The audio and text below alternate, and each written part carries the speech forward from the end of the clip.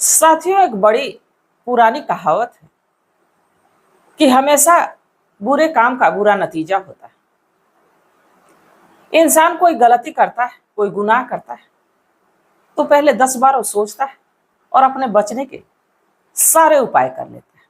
पर उसे वो ये नहीं पता होता है कि जो गुनाह वो कर रहा है वो एक ना एक दिन घूम के उसके पास ही आने वाला है और उसके किए की सजा उसे जरूर मिलने वाली। मैं ऐसा क्यों कह रही हूं? दरअसल आज की कहानी भी कुछ ऐसी ही। एक व्यक्ति की बड़ी ही निर्ममता से हत्या की जाती है और जब इस हत्या का खुलासा होता है और जिस व्यक्ति का कत्ल हुआ रहता है उसके बारे में जब लोगों को जानकारी होती है तो वाकई बड़ी ही चौंकाने वाली होती है, बड़ा ही हैरान कर देने वाला मामला होता है। तो आखिरकार इसमें क्या होता है, किसका कत्ल होता है, कहाँ की ये घटना है, इसको जानने के लिए हमारे साथ वीडियो में अंत तक बने रहिए। नमस्कार, मैं सावित्री यादव आप सभी का एक बार फिर यस के वारदात तक के एक नए एपिसोड में स्वागत करती हूँ। उम्मीद है हमारे यस के वारदात तक की सारी फैमिली अच्छी होगी, अपना ख्याल रख रही है। आज की जो सच्ची घटना है, जो सच्ची कहानी, इसको कहानी नहीं कहा जा सकता क्योंकि एक ऐसी घटना है जो कि उस जिले को नहीं बल्कि पूरे प्रदेश भर में ये एक चर्चा का विषय बन गई। दरअसल मैं बात करें छत्तीसगढ़ प्रदेश का एक बड़ा ही मशहूर शहर बिलासपुर, और इसी बिलासपुर का एक थाना लगता है तहतपुर, और इसी तहतपुर थाना के अंतर्गत एक गांव आता है परसाकंपा। इसी परसाकंपा के रहने वाले जागेश्वर पाठक, जिनकी उम्र 30 साल होती है। जागेश्वर पाठक इसी परसाकंपा गांव में एक मंदिर होता है और उसी मंदिर के पुजारी होते हैं, और सिर्फ ये पुजारी नहीं बल्कि उस मंदिर के देखरेख की सारी जिम्मेदारी भी जागेश्वर पाठक के ऊपर ही रहती है और ये मंदिर के प्रांगण में ही रहते हैं। पाठ बाबा का मंदिर होता है और इस मंदिर की देखरेख, वहां की जितनी व्यवस्था होती है, सब जागेश्वर पाठक भी देखते हैं। 31 अगस्त 2025 की सुबह के लगभग 6 बज रहे होते हैं। जागेश्वर पाठक की मां उनको चाय देने के लिए जैसे मंदिर के प्रांगण में आती, मंदिर के पास जाती, तो देखती हैं कि मंदिर के करीब ही, मंदिर के समझिए कि गेट के पास है, जागेश्वर पाठक की डेड बॉडी खून में सनी हुई पड़ी। और देख के ये पता चल रहा था कि अभी कुछ देर पहले की ही ये घटना है, क्योंकि चारों तरफ खून ही खून दिख रहा था। जागेश्वर की माँ जो होती वो चीखने लगती हैं, चिल्लाने लगती हैं। कुछ देर में वहां पे कुछ लोग इकट्ठा हो जाते हैं। इसी में से कोई पुलिस को फोन करता है, पुलिस की एक टीम आती है, जागेश्वर पाठक की डेड बॉडी को अपने कब्जे में लेती है, पोस्टमार्टम के लिए भेजती है और जागेश्वर पाठक की मां से पूछताछ करती है। बाकी जागेश्वर पाठक की मां कहती है कि मुझे तो इस बारे में कोई जानकारी नहीं, और जहां तक मेरे बेटे का सवाल रहा तो एक मंदिर का पुजारी है, उसकी किसी से क्या दुश्मनी हो सकती है, किसने ऐसा किया, क्यों किया, इसके बारे में हमें कोई जानकारी नहीं। पुलिस भी बड़ी हैरान है कि एक मंदिर का पुजारी किसी प्रॉपर्टी या किसी रुपए पैसे का मामला है ही नहीं, किसी से वाद विवाद है ही नहीं, आखिर मैं एक मंदिर के पुजारी की इतने पूरे तरीके से कौन हत्या करेगा। अब पुलिस यहां खोजी कुत्ता बुलाती है और जब खोजी कुत्ता आता है वो जैसे ही मंदिर के प्रांगण में घूमता है, इसके बाद वहां से दौड़ता है और दौड़ते दौड़ते इसी परसाकंपा गांव के एक व्यक्ति जिसका नाम मुकेश होता है, जिसकी उम्र 23 साल, उसके घर में जाकर रुकता है। और जैसे ही वहां रुकता है गांव में अफरा तफरी का माहौल हो जाता लोगों के ये समझ में नहीं आता कि आखिरकार एक खोजी कुत्ता मुकेश के घर क्यों जाके रुका। पुलिस की टीम पहुंचती है और जब पुलिस की टीम पहुंचती है तो पता चलता है कि जो मुकेश है वो पहले से ही फरार। अब जब मुकेश को तलाशने लगती है पुलिस तो मुंगेली एक इलाका है, उसी मुंगेली इलाके से मुकेश को गिरफ्तार किया जाता है। और जब मुकेश को थाने लाया जाता है, जब पुलिस उससे पूछती तो बिना सख्ती के, बिना किसी दबाव के मुकेश 4 लोगों का नाम बताता है, जिसमें कि 3 लोग तो बालिग होते हैं पर इसमें एक नाबालिग होता है और एक नाम वो लेता है सुरेश का, जो कि इसी मुकेश के पड़ोस में ही रहने वाला व्यक्ति जिसकी उम्र 35 साल होती है। कहता है कि सारी घटना का अगर जो कोई मास्टरमाइंड है, इस घटना का कोई रचयिता है तो वो है सुरेश। अब पुलिस सुरेश के बारे में जानकारी निकालती है और सुरेश की तलाश शुरू करती है। दरअसल सुरेश जो कि एक सब्जी व्यापारी होता है, इसकी पत्नी का नाम सुचिता होता है।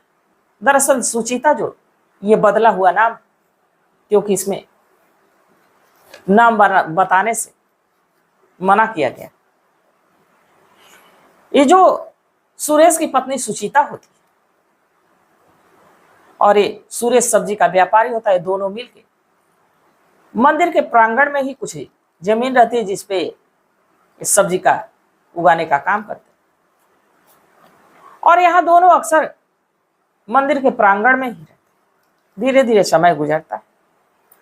जो सुचिता देखने में बेहद हसीन, बेहद खूबसूरत, अब यही सुचिता की नजरें 4 होती और जो जागेश्वर पाठक रहते हैं, इनसे इनका प्रेम प्रसंग शुरू हो जाता है। और सिर्फ प्रेम प्रसंग ही नहीं शुरू होता, बल्कि जो सुचिता है वो जागेश्वर पाठक के साथ इसी मंदिर के प्रांगण में कुछ कमरे रहते हैं जहाँ पे अवैध संबंध भी स्थापित कर लेते हैं। और मौका देख के दिन में या रात में जब भी मौका मिलता तो सुचिता और जागेश्वर पाठक दोनों पास हो जाते हैं। धीरे धीरे वक्त गुजरते रहता है। एक दिन दोपहर का समय होता है। ये सुचिता और जागेश्वर पाठक दोनों एक दूसरे के साथ थे, आपत्तिजनक स्थिति में थे, और तभी ये जो सुरेश वो आ जाता है और ये सारा नजारा खुद अपनी आंखों से देखते थे। पहले तो जागेश्वर पाठक को धमकाता है कि तुम जो कर रहे वो ठीक नहीं कर रहे। अगर जो इसकी जानकारी गांव वालों को पता चली तो तुम्हें पहले तो इस मंदिर से निकालेंगे, इसके बाद तुम्हारा हश्र क्या होगा ये तो तुमने कभी सोचा ही नहीं। और साथ ही उसकी पत्नी से उसका झगड़ा होता है और मारपीट शुरू हो जाती है। अब ये सिलसिला एक दिन का नहीं था, आए दिन सुरेश का उसकी पत्नी सुचिता से झगड़ा होने लगता है। धीरे धीरे वक्त गुजरने लगता है। बाकी इधर सुचिता भी थी कि सुधरने का नाम नहीं ले रही थी। वो जागेश्वर पाठक से जब भी मौका देखती तो उसका मिलना बंद नहीं होता। जागेश्वर पाठक भी अपने आप को रोक नहीं पा रहा था सुचिता के करीब जाने से। अब जब सुरेश परेशान हो जाता है तो सुरेश परेशान होने के बाद ये सारी बात अपने ही पड़ोस में रहने वाला मुकेश, जिससे कि सुरेश की दोस्ती होती है, उससे सारी बात बताता है और कहता है कि ना ही मेरी पत्नी सुचिता मान रही और ना ही ये मंदिर का पुजारी जागेश्वर मान रहा है।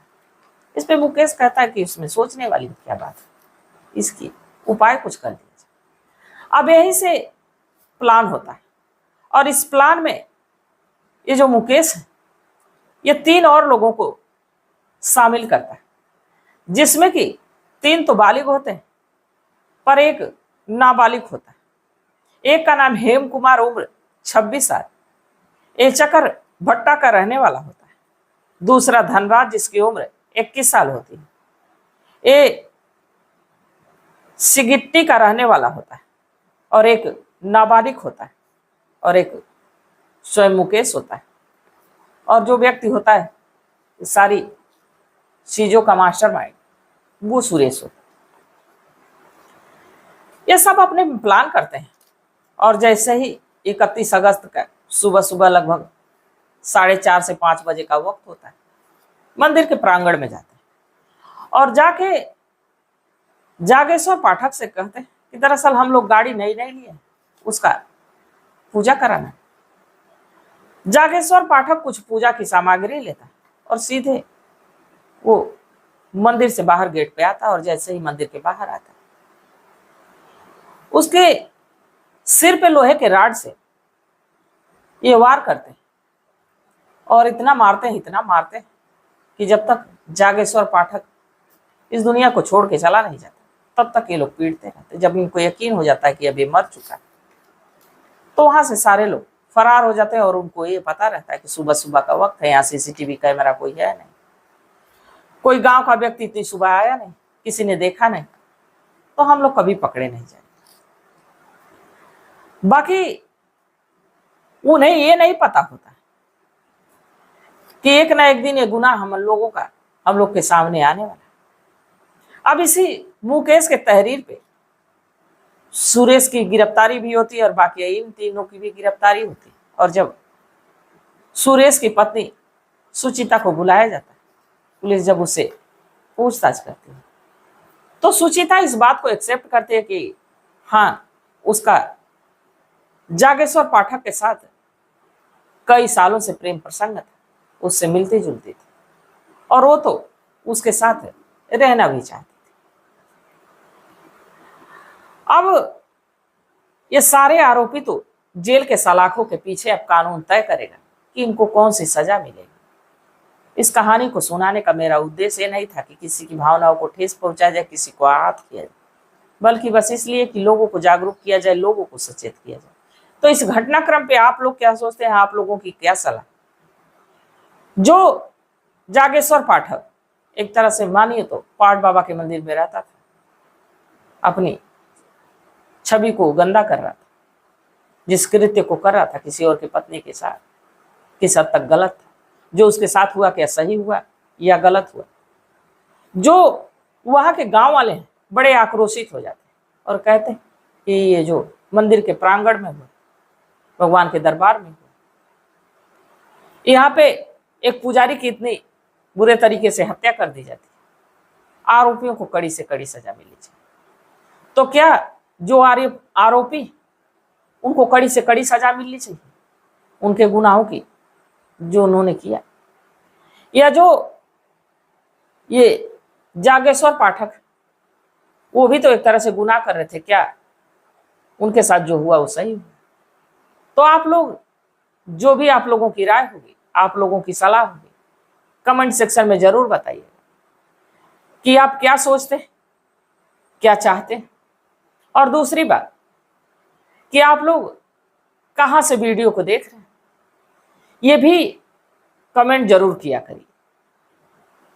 साथ ही अपने नाम के साथ अपने इलाके, अपने मोहल्ले, अपने कस्बे का नाम भी साझा किया करिए। तो तब तक आप लोग अपना ख्याल रखिए, अपने परिवार का ख्याल रखिए, बाल बच्चों का ख्याल रखिए। मिलते हैं कल एक नई वीडियो के साथ, तब तक के लिए जय हिंद, जय भारत।